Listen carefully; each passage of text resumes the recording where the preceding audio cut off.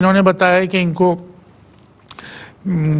جو ہے وہ معدے کی کمزوری کا مسئلہ، معدے کی کمزوری کے لیے ایک نسخہ لکھ لیجئے، بڑا عمدہ رہتا ہے۔ چھوارے 100 گرام لینے ہیں، اندر کی گٹھلی اس کے نکال لیجئے، سگول کی بھوسی 100 گرام لینی ہے، چھوارے 100 گرام لینے ہیں، اور حب الرشاد جو ہے 100 گرام لینا ہے۔ یہ 3 چیزیں ہوئے، اور اس کے بعد 300 گرام مصری لینی ہے۔ ان چاروں چیزوں کو ملا لیجئے، اور یہ بہترین پاؤڈر لکڑ ہضم، پتھر ہضم ہو جائے گا پیٹ۔ اسے آپ جو ہے ایک چمچہ لیجئے، اور جن بچوں کے معدے کمزور ہیں اور اس کے لیے قبض کے لیے بھی آپ نے پوچھا، قبض کے لیے سنا مکی کا نسخہ بڑا عمدہ ہے کہ سنا مکی 50 گرام لینی ہے، سونف 50 گرام لینی ہے گی، اور اسی طریقے سے ملٹھی 50 گرام۔ ان تینوں چیزوں کو پیس لیجئے، اور یہ ایک ٹیبل اسپون رات کو گرم پانی میں گھول کر آپ لیں گے تو اس سے انشاءاللہ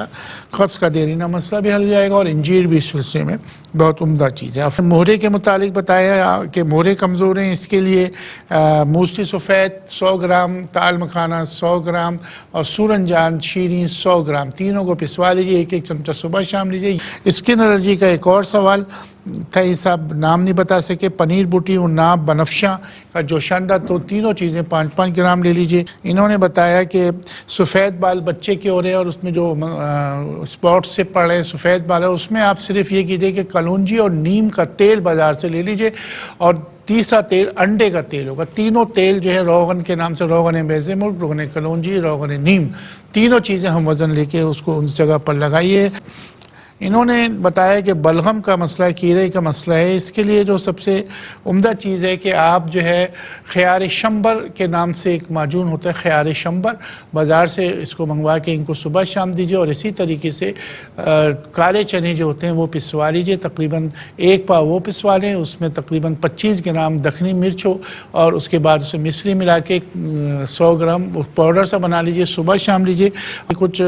گٹھیا کے متعلق بتایا تھے، وہ پوری بات بتا نہیں سکے،